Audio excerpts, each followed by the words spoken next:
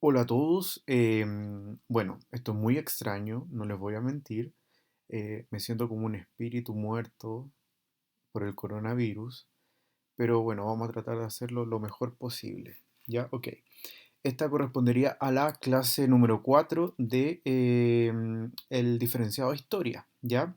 Lo que vamos a hacer hoy día es revisar la forma en la que el mundo se ha desarrollado políticamente, especialmente a través de la gobernabilidad mundial, que claramente, como ya hemos visto anteriormente, se ha ejercido desde el liderazgo de Estados Unidos. ¿Ya? En esta primera diapositiva ustedes pueden ver como la organización esquemática de lo que vamos a revisar hoy día. Vamos a revisar este proceso de mundialización de la gobernabilidad, donde cada estado en particular ya no es tan independiente uno de otro, sino que cada vez avanzamos más hacia una interdependencia. Ahora bien, al final de la clase nos vamos a dar cuenta de que esa interdependencia, en teoría, no funciona como tal, puesto que ciertos países tienen más liderazgo por sobre otros. Ustedes ya saben cuáles son, ¿ya?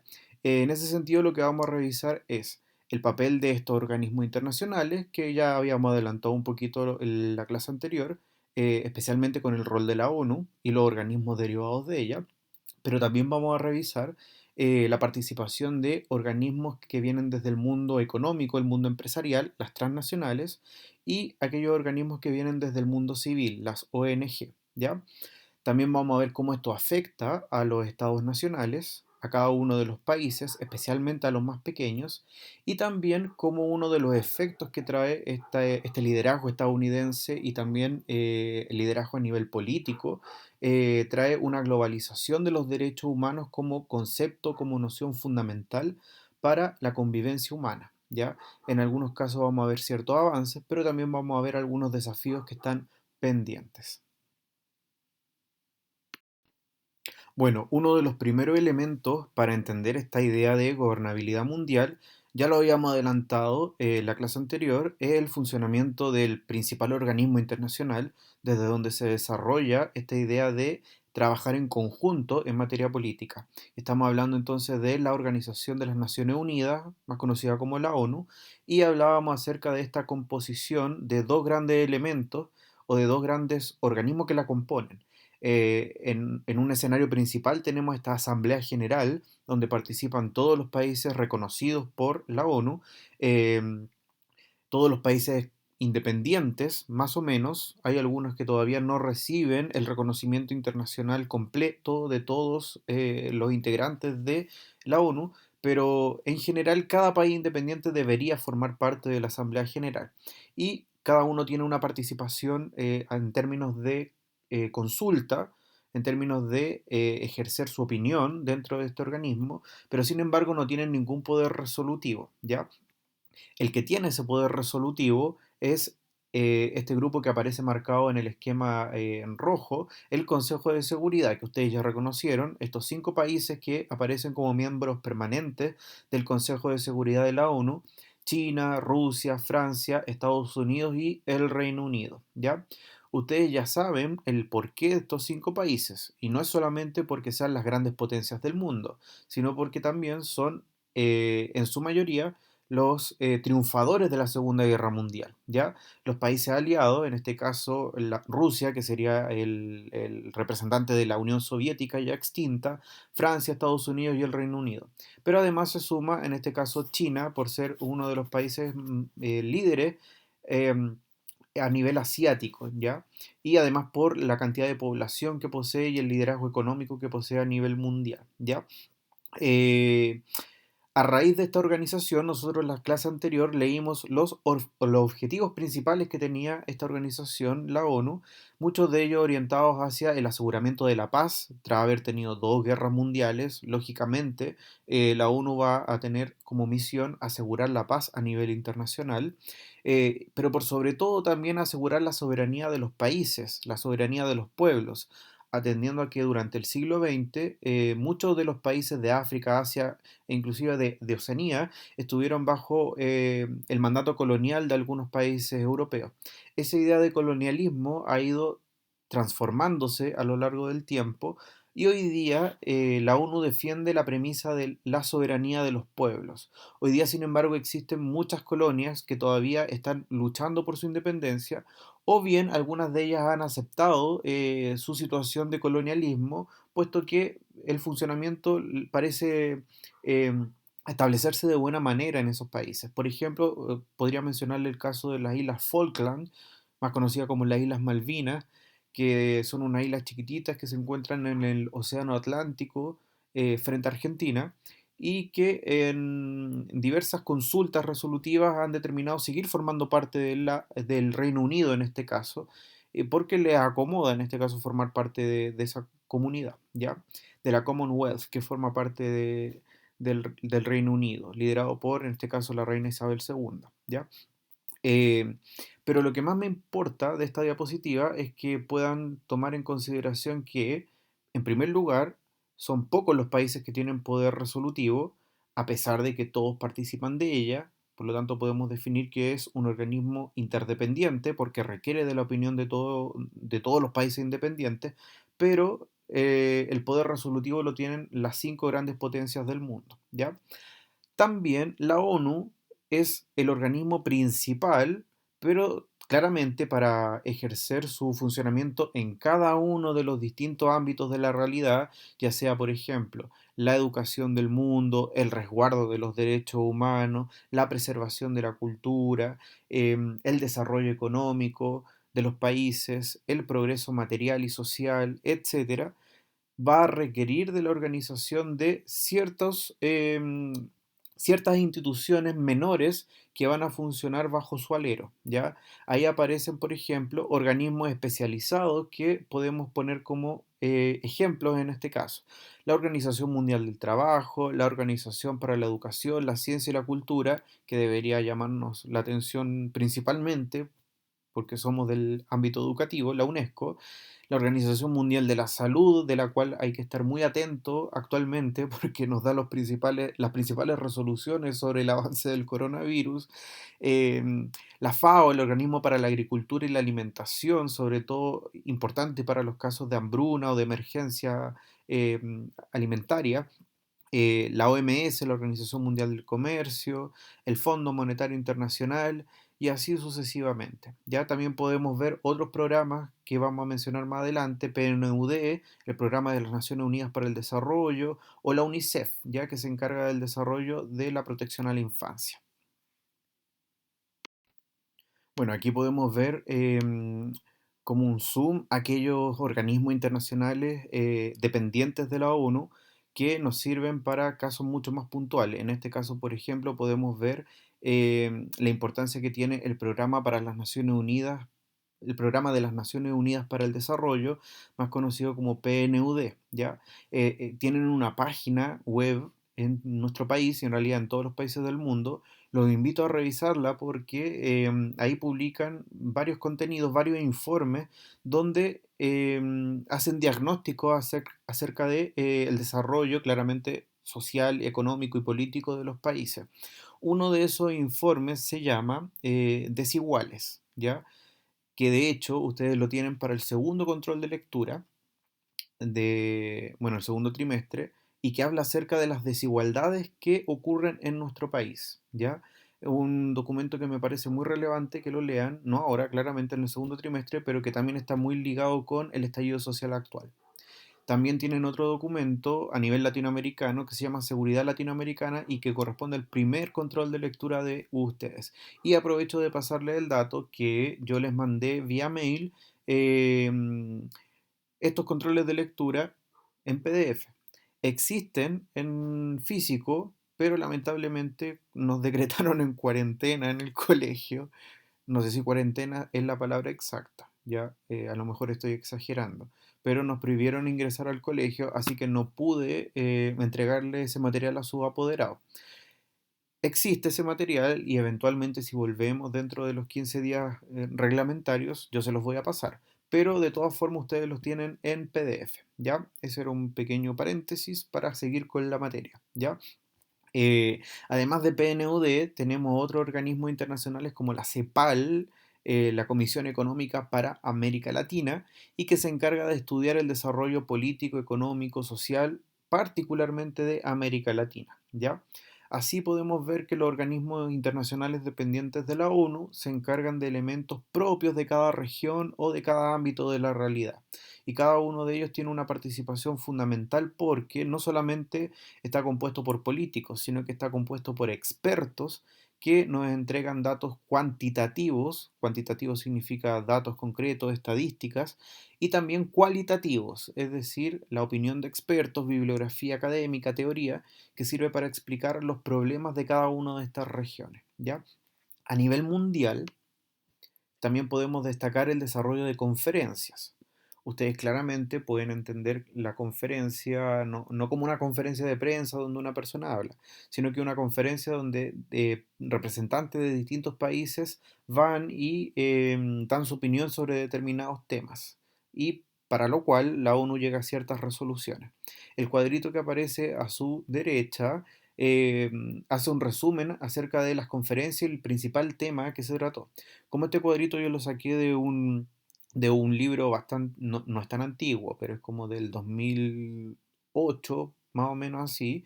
Las conferencias están hasta el 2007 de Madrid, ¿ya? Así que claramente faltan las últimas. De hecho, ¿ustedes se acuerdan cuál fue la última o no? Ese silencio incómodo quedó para que ustedes respondieran en su mente. Deberían saber que el año 2019, el año pasado recién, pasó algo con el estallido social que se tuvo que suspender, que fue la COP25, que era la conferencia sobre cambio climático, ¿ya? Y que lamentablemente no se pudo realizar en nuestro país y se realizó en Madrid con resultados bastante criticables. Ustedes pueden ver algunas noticias o videos en YouTube. No salió muy bien. En fin, ¿ya? El tema es que las conferencias internacionales sirven para reunir a los grandes representantes del mundo para que discutan sobre los grandes temas que atañen a nuestra humanidad, ¿ya? Así, por ejemplo, podemos ver en la tabla que los grandes temas por los que se juntan los líderes mundiales son el medio ambiente, los derechos humanos particularmente. Y los derechos humanos los podemos reconocer en los ejemplos, por ejemplo, bueno, ahí dice derecho humano en el año 93 en Viena, pero también cuando se discute sobre la situación de la mujer en Beijing en el año 95, sobre las condiciones de pobreza en Copenhague en el 95 o sobre racismo en Durban en el 2001, ¿ya? Así que particularmente la preocupación por el medio ambiente y la preocupación por los derechos humanos es uno de los elementos principales de preocupación por parte de los organismos dependientes de la ONU. Ok, tal como vimos que los organismos internacionales a nivel político ejercen una gran influencia en las grandes temáticas que se abordan a nivel mundial, otro actor fundamental que no es de corte político, sino que viene desde el mundo civil, son las ONG. Cuando digo que vienen del mundo civil, significa que son formadas por los propios ciudadanos y que no tienen ninguna relación con un partido político ni con un país en particular. Funcionan a nivel nacional o internacional, pero la principal característica de una ONG es que está formada simplemente desde la ciudadanía, sin ningún interés político, ¿ya? A propósito, ONG son las siglas de Organización No Gubernamental, ¿ya? De hecho, el mismo nombre lo dice, no tienen nada que ver con los gobiernos, sino que nacen desde la ciudadanía, ¿ya? Como nacen desde la ciudadanía, sus intereses no son políticos. De hecho, algunas veces incluso se contraponen a los intereses políticos porque están orientadas a trabajar algún tema de interés social y que tiene que ver con la mejora de la calidad de vida de nuestras personas. Hay algunas ONG muy pequeñitas que funcionan a nivel muy local, pero hay otras que son famosísimas, ¿ya? Por ejemplo, en la especie como de esfera que aparece al lado, de ejemplo, ustedes van a ver algunos que son muy conocidos. Por ejemplo, van a ver la UNICEF, van a ver Amnistía Internacional, que es muy relevante y la vamos a retomar en la siguiente diapositiva. Pueden ver también, por ejemplo, Médicos Sin Fronteras, la Cruz Roja. eh, Manos Unidas y la más famosa de todas que yo creo que todos conocen, Greenpeace, ¿ya? Estos son algunos ejemplos de todas las ONG que pueden existir en el mundo. Las que le mencioné son las más famosas, pero pueden actuar a nivel mucho más local y a un nivel mucho más pequeño, ¿ya? Como son organizaciones de la sociedad civil, no reciben dinero por parte del Estado, no están financiadas por ellas, sino que se financian fundamentalmente por los aportes de los privados, es decir, de los propios ciudadanos que contribuyen a su desarrollo. Ahora bien, eso no significa que los estados la dejen de lado, sino que a veces, en algunos casos, si son organizaciones muy famosas, como bien instituidas, pueden recibir algunos fondos públicos y también, sobre todo, pueden participar de los debates nacionales en torno a la confección de leyes. Por ejemplo, si en nuestra Cámara de Diputados se va a discutir algún proyecto de ley que tenga que ver con el medio ambiente, generalmente se invita a expertos y actores sociales para que puedan dar su opinión, su punto de vista sobre estas leyes. Y las ONG tienen un rol particular para representar a la ciudadanía en esa interlocución donde se discuten las leyes, ¿ya? Así que en ese sentido, el surgimiento de las ONG es un ejemplo y muy importante acerca de cómo la ciudadanía se organiza para poder luchar por temas de interés social. También es un ejemplo de cómo los intereses de los ciudadanos se pueden llegar incluso a superponer a los estados, que es un tema que vamos a revisar un poquito más adelante. Pero tengan en consideración esto, las ONG pueden ser internacionales, ¿ya? No funcionan solamente dentro de un país, sino que generalmente, las más famosas y exitosas, funcionan a nivel internacional y son actores de la sociedad civil muy relevantes para la discusión de cada una de sus temáticas. ¿Ya? Recuerden eso. Son organizaciones internacionales, no políticas, sino que del mundo civil.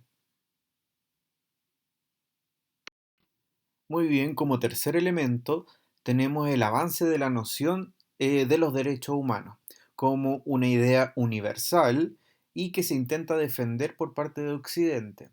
Los derechos humanos, como ya todos sabemos, se originan desde hace mucho tiempo, pero se materializan particularmente en el año 1948 con la Declaración Universal de los Derechos Humanos, ¿ya? Y está ratificado por la mayoría de los países a través de la ONU.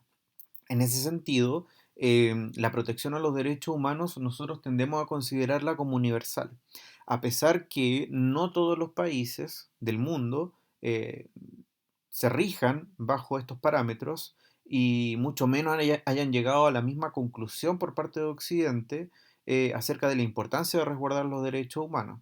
Eh, en Europa claramente llegaron a esa conclusión luego de haber vivido dos guerras mundiales, de haber vivido una guerra fría y por lo tanto llegar a la conclusión de que los derechos humanos son relevantes, no solo relevantes, sino que es un piso mínimo de convivencia social, es algo lógico.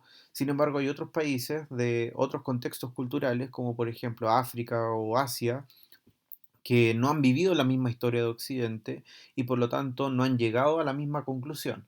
Por tal razón, Occidente funciona, cuando me refiero a Occidente estoy hablando de Estados Unidos y Europa Occidental, eh, funcionan como una especie de faro o de luz que trata de irradiar esta noción de la importancia que tienen los derechos humanos.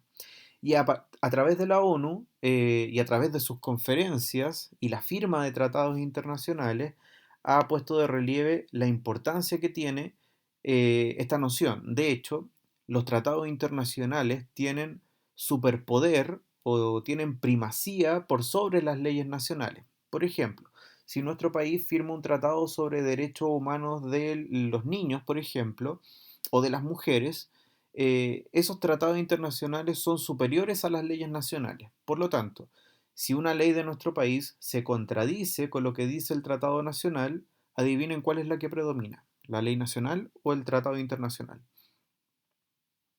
Adivinaron, perfecto. Luego de ese silencio incómodo debieron haber dicho los tratados internacionales. Los tratados internacionales siempre, siempre, subrayenlo en su cuaderno con el color más chillón que tengan, siempre tienen predominio por sobre las leyes nacionales. Y por lo tanto, la ONU se ha esforzado por hacer grandes tratados internacionales donde haga que los países respeten ciertas condiciones acerca de los derechos humanos, ¿ya? Particularmente de las poblaciones mucho más vulnerables, de los niños, de las mujeres, de los pueblos originarios, de los trabajadores y así un largo etcétera, ¿ya?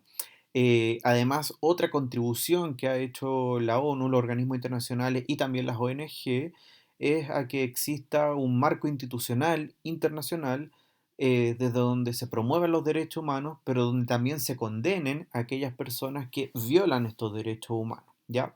Así como se los mencioné en la clase anterior, existe un tribunal que está ubicado en La Haya. ¿En qué país está La Haya?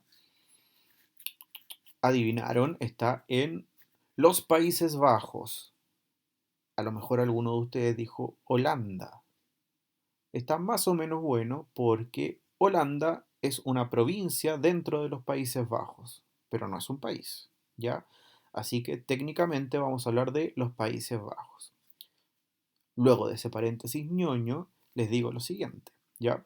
La Corte Penal Internacional es la institución encargada de hacer ese juicio contra las personas que violan los derechos humanos. Y particularmente a nivel internacional hemos llegado a la conclusión de que existen ciertas tipologías de violación a los derechos humanos, que son las que aparecen ahí descritas con los puntitos. Por ejemplo, tenemos los crímenes de lesa humanidad, que sería como la descripción general de toda violación a los derechos humanos. Cuando uno comete un crimen de lesa humanidad, significa que está cometiendo un crimen que, aunque sea hacia un grupo de personas, es un crimen que afecta a toda la conciencia o a toda la idea de humanidad. Por ejemplo, cuando yo extermino un grupo de población, cuando yo someto a esclavitud a un grupo de población, cuando yo torturo a un grupo de personas, etcétera, ¿ya? Eh, Se llaman de lesa humanidad porque claramente violentan, atacan esta idea de humanidad, de ver al otro como una persona igual a mí en derechos y si yo no respeto esa noción básica, finalmente rompemos toda la convivencia que tenemos como sociedad. Si yo trato a una persona como una cosa, claramente no estamos viviendo bajo los mismos parámetros, ¿ya? Además, dentro de la categoría de los crímenes de lesa humanidad, se ha desarrollado la noción de genocidio, que nace en el año 1945. Adivinen por qué. Adivinaron exactamente, genocidio se aplica cada vez que un grupo de personas decide exterminar a otro grupo de población en función de alguna de sus características, ya sea por raza, por género, por religión, por ideología política, etcétera, ¿ya? Esa noción nace luego de la Segunda Guerra Mundial con el Holocausto, principalmente a la población judía, pero que también se hizo a la población gitana, a la población comunista, a la población homosexual. ¿Ya? Así que el genocidio está tipificado, esa palabra como muy de abogado, tipificado como, como crimen de lesa humanidad y de hecho es uno de los crímenes más graves que se puede cometer, no, no uno de los más graves, es de hecho el más grave que se puede cometer y el que tiene más alta sanción a nivel internacional, ¿ya? También los crímenes de guerra, cuando se rompen los pactos internacionales y se ataca a población civil, por ejemplo, en una guerra. Generalmente las guerras, a pesar de que la palabra guerra nos suene como a desorden, a desobediencia, la guerra tiene ciertos parámetros. Por ejemplo, no atacar a la población civil cuando no es estrictamente necesario. Eh, ha habido algunos casos en la historia donde el ataque a la población civil ha sido sistemático y ha sido una estrategia de guerra, y eso se considera un crimen de guerra. O también, por ejemplo, atacar a la población neutral. Hay ciertos países o ciertos grupos de población que se declaran neutrales y por lo tanto atacarlos durante una guerra también se tipifica como un crimen de guerra. Estoy pensando, por ejemplo, en los cascos azules de la ONU, esta, este servicio militar especial que se encarga de resguardar ciertas situaciones y que tiene inmunidad, ¿ya? Por eso tienen los cascos azules para que sean distinguibles en el medio ambiente.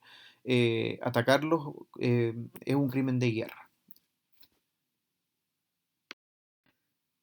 Ok, hacemos una pausa en la materia porque no nos vamos a dedicar a otra cosa, claramente, sino que ahora vamos a revisar algunas fuentes de información, ¿ya? Vamos a revisar algunos ejemplos y algunos casos en los cuales los derechos humanos en el mundo se vulneran, Ya claramente no son todos, porque no podríamos abarcarlos todos, pero sí vamos a mencionar algunos ejemplos. No les voy a leer la misma información que aparece acá, cada uno lo verá, tiene que revisar la estadística que en esta primera lámina aparece, revisarán también los textos que aparecen a continuación, eh, y es importante que lo revisen a conciencia porque después vamos a hacer una actividad que aparece en la última diapositiva, ¿ya? En esta primera lámina ustedes pueden ver la situación de los derechos humanos en el mundo y cabe aclarar una cosa, ¿ya? Uno de los elementos principales de confusión cuando uno habla de los derechos humanos es pensar que cualquier cosa es violación a los derechos humanos, ¿ya? La violación a los derechos humanos sucede cuando claramente se vulneran los derechos básicos de una persona, por ejemplo, el derecho a la vida, el derecho a la dignidad, el derecho a la seguridad, a ser bien tratado, etcétera, a la libertad de expresión, pero eso solo sucede cuando es el Estado el que lo vulnera, no cuando un particular se lo vulnera a otro. Cuando eso sucede, se llama delito o crimen, dependiendo de la categoría de infracción que se cometa. Los derechos humanos, por lo tanto, solo se violan por parte del Estado. Y esa violación de los derechos humanos puede ser directa, es decir, el Estado deliberadamente actúa para vulnerar algún derecho, como por ejemplo un Estado que manda a su policía a reprimir a gente que libremente protesta en la calle. Eso es una vulneración directa de los derechos humanos. Pero también puede ser de manera indirecta, es decir, que por la falta de acción del Estado, indirectamente se cometa una vulneración de derechos, como por ejemplo lo que sucede en África, ¿ya? Donde los estados por la incapacidad de gestión, la mala gestión política, la falta de recursos económicos, deja a su población en una hambruna que no puede sustentar bajo ningún parámetro. Así que tenemos esas dos categorías, la vulneración directa o la vulneración indirecta. Pero lo principal es que siempre es desde el Estado hacia la población, hacia la sociedad civil, pero no entre un particular a otro particular, ¿ya? Porque eso lo llamamos crimen o delito. La vulneración de derechos humanos es solo desde el Estado hacia la población. Bueno, esta es una fuente escrita, le pido que la lean, no se las voy a leer yo, solo comentarles que, bueno, tal como lo dice el título, habla acerca de la situación de la mujer en África. Y, bueno, no solamente en África, sino que también sucede en otros continentes, Asia, América Latina, Oceanía, etcétera. La situación de la mujer, si bien nosotros vivimos en una sociedad occidental donde la mujer ha logrado una cuasi equidad de género, donde falta mucho todavía, por tal razón existe el movimiento feminista, existen otras sociedades, otras culturas donde los derechos de la mujer claramente están vulnerados y están a años luz de conseguir los mismos derechos que tienen en Occidente. Simplemente por mencionar casos, el tráfico de personas para la prostitución, la ablación femenina. Si no saben, la ablación significa la remoción del clítoris de la mujer como una práctica religiosa de algunas comunidades africanas, el infanticidio selectivo, es decir, algunas sociedades deciden matar a su hija para poder tener una menor cantidad de hijos y así gastar menos dinero, o la venta de la hija para que se puedan casar desde muy pequeñas, incluso con personas adultas, que en Occidente sería visto como algo pedófilo. En este tipo de sociedades claramente no se ve así. Eh, Otros problemas, por ejemplo, en Medio Oriente las mujeres no tienen derecho a voto, no se pueden quitar el velo, la burka que se llama, no tienen los mismos derechos legales que los hombres, etcétera. ¿Ya? Pero esta fuente habla acerca de la situación de la mujer en África. Revísenla, no tienen que contestar las preguntas que aparecen abajo, pero sí es importante que contesten las preguntas del final. ¿Ya?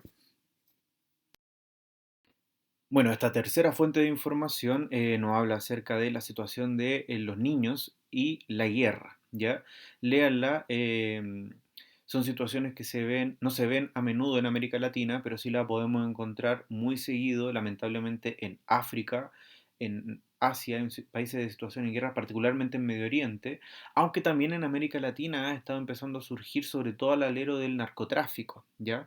En África y Asia ha sido más bien las milicias, las guerrillas más bien, las que han tomado prisionero a niños para poder que participen en la guerra como pequeños soldados, como primera línea. En América Latina ha sucedido algo similar con el desarrollo de redes de narcotráfico, ¿ya? Así que revisen esta fuente. Esta otra fuente de información nos habla acerca de una situación que se vive en el Congo, que eso es en el centro de África.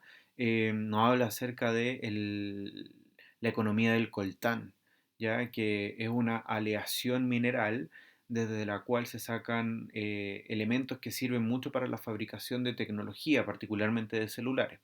Como es un bien muy preciado, eso ha generado una serie de vulneración a los derechos humanos a la población que trabaja en la extracción del coltán. Lean esa información, por favor. Bueno, aquí es la última fuente. Aparecen algunos datos estadísticos acerca de la esclavitud humana, ¿ya? Por lo general uno tiende a pensar que la esclavitud se acabó como en el siglo XIX con la independencia de los países americanos y el triunfo de la idea de la ilustración. Lamentablemente no ha sido así. La esclavitud moderna existe, a pesar de que no es tan visible como por ejemplo en las películas que vemos acerca de la esclavitud de la población afroamericana en Estados Unidos.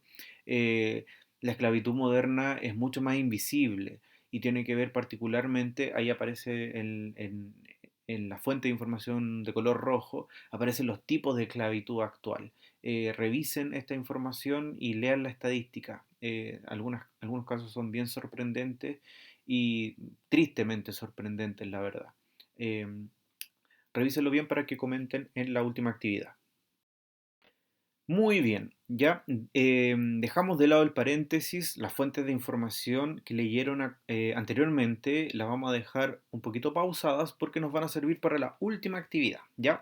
Ahora vamos a revisar el último contenido de la clase y vamos a hablar acerca de los efectos que tienen estas influencias internacionales que tenemos desde el mundo político, con la ONU y sus derivados, y desde la sociedad civil, con las ONG, y desde lo ideológico, entre comillas, por la difusión de esta idea de derecho humano y democracia que viene desde el mundo occidental, ¿ya?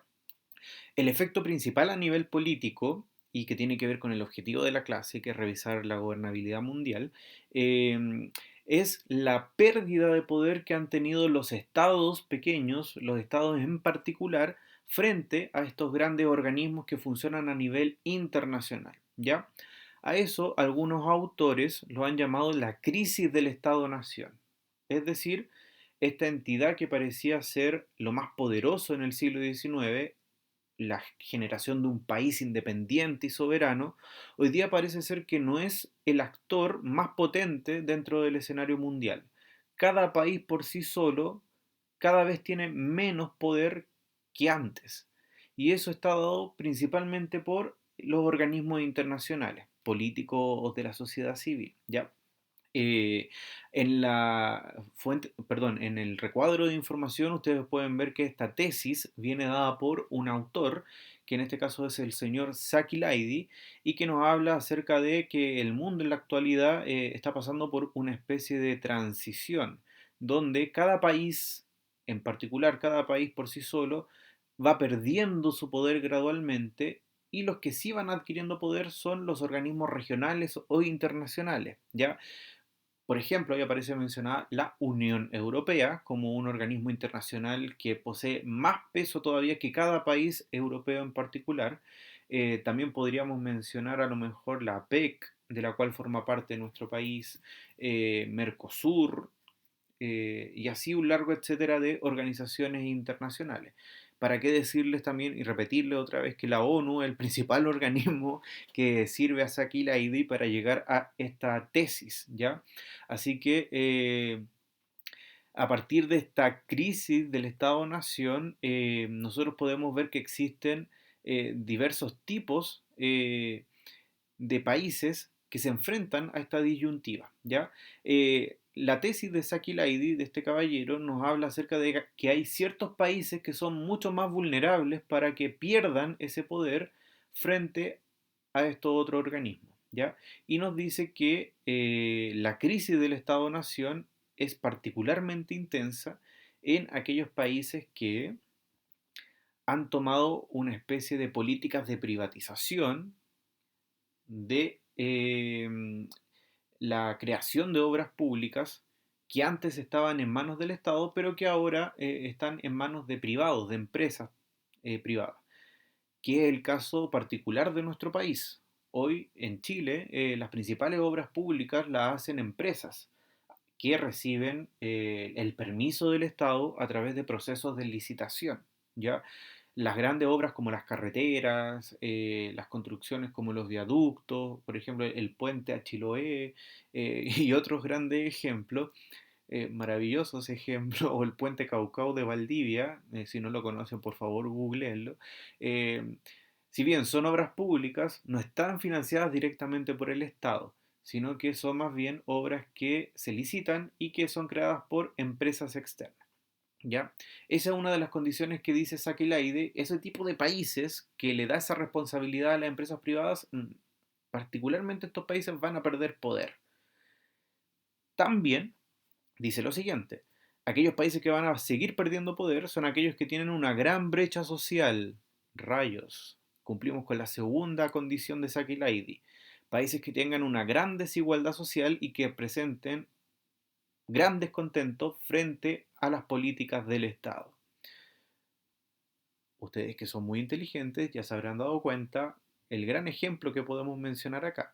Un país que le ha delegado todo el poder a las empresas privadas y un país que tiene una gran desigualdad social y mucho descontento contra la clase política.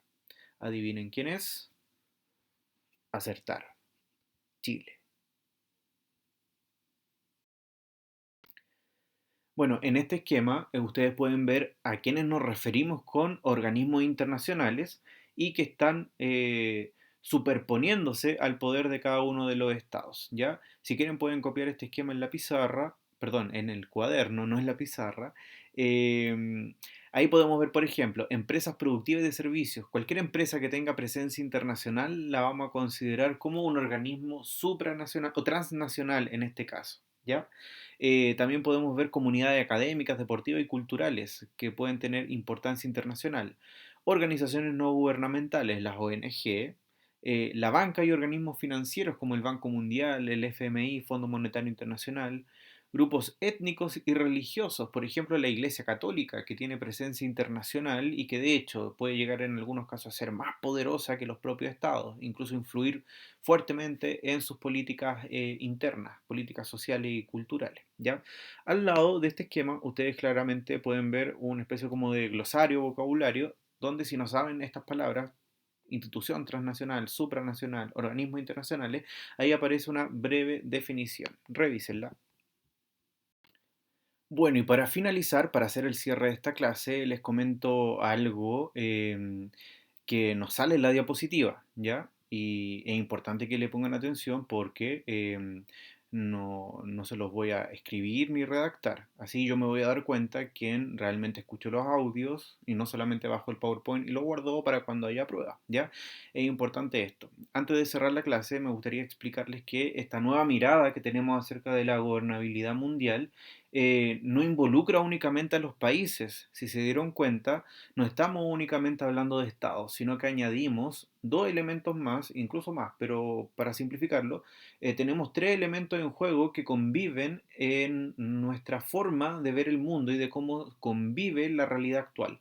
Tenemos en primer lugar a los países propiamente tal, a cada uno de los estados, y también las organizaciones políticas que se originan a raíz de la reunión de estos estados.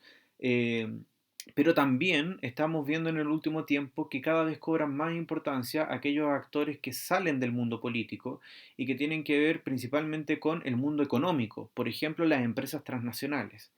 Y también aquellas organizaciones que vienen desde el mundo civil, en este caso las ONG, ¿ya? Así, Estos actores del mundo político, los estados, del mundo económico, las empresas y del mundo social, las ONG u otras organizaciones, son las que de alguna manera tejen la realidad actual, ¿ya? Esta mirada nos ha obligado a que todos los países y en realidad todos los que estudiamos las ciencias sociales veamos más complicada nuestra tarea al momento de analizar la sociedad actual. Antes, en el siglo XIX, cuando uno estudiaba la realidad internacional, se estudiaba desde una mirada que se llamaba el realismo. Eso significa que, a pesar, el nombre no es muy descriptivo en realidad, en teoría internacional, el realismo hace relación con el análisis de la realidad internacional únicamente a partir de la interacción de los estados. Es decir, lo que ocurría en el mundo se explicaba a partir de la interacción que existían entre los estados más poderosos y los menos poderosos y los sistemas de alianza que se formaban entre ellos. Hoy, en pleno siglo XXI, nos damos cuenta de que ese análisis para la realidad actual no es suficiente, porque los estados no son los únicos actores involucrados para explicar la realidad de la actualidad, sino que también tenemos que incorporar a las empresas y a la sociedad civil, ya sea a nivel de ONG o de grupos culturales, etcétera, ¿ya? Esa mirada que involucra más actores sociales se llama constructivismo. ¿Ya? En relaciones internacionales, si alguno de ustedes quiere estudiar ciencia política o quiere ser periodista internacional dedicado a temas políticos internacionales, es importante que sepan esta definición. Ya no tenemos una mirada realista del análisis internacional, sino que hoy día tendemos a hacer un análisis constructivista. ¿Ya? Constructivista en términos sencillos porque la realidad se construye a partir de distintos puntos de vista, lo político, lo económico y lo social. Ahora sí, pasemos al final de la clase, ¿ya? Yo no tengo ninguna manera de corroborar que ustedes estén revisando este material, así que les voy a pedir lo siguiente, ¿ya? Eh, Cuando yo les envíe este correo, ustedes lo revisan, ven el material, leen y reflexionan sobre las siguientes preguntas, ¿ya? Las olas que aparecen ahí. ¿Qué caso de vulneración de derechos humanos en el mundo te impactó más? Comenta por qué. De las cuatro situaciones que vimos, eligen una y me argumentan por qué le llamó más la atención ese caso en particular. ¿Ya? Luego, ¿conoces otro caso en el mundo en el que se vulneren derechos humanos? Compártelo con tus compañeros. Hay miles de casos de violación a los derechos humanos que ustedes pueden compartir y podemos nutrir aún más la información que aparece aquí. Si participas en alguna ONG en la actualidad o si te gustaría participar en una. Cada uno tendrá sus temas afines y es importante que nos conozcamos entre nosotros, así que también coméntenos qué ONG a ustedes les llama la atención y sería como interesante para ustedes de participar. Y la última, ¿crees que es bueno que los estados cedan poder político frente a las organizaciones políticas, económicas y civiles de nivel internacional? Esta pregunta es de opinión personal únicamente, no hay una respuesta correcta, simplemente tiene que ver con la perspectiva de cada uno, ¿ya? Estas respuestas no tienen que ser grandes testamentos, si se fijan son principalmente de opinión. Por favor envíenlas al correo que yo les voy a escribir al momento en que yo le envíe este material, esta presentación, ¿ya? Eh, la idea es que yo pueda también corroborar quiénes están revisando el material y quiénes no, ¿ya? Así, cada persona que me conteste va a ser como un ticket dentro de mi cuaderno para verificar, ah, mira, Juanito Pérez está revisando mi material y está estudiando en su casa y no está flojeando o no murió por coronavirus, ¿ya? Cualquiera de las dos opciones me alegraría mucho, que revisen el material y que continúen vivos, ¿ya? Eh, Eso, ya supongo que nos vemos en la siguiente presentación que voy a tener que volver a hacer, ¿ya? Pásenla bien y no mueran.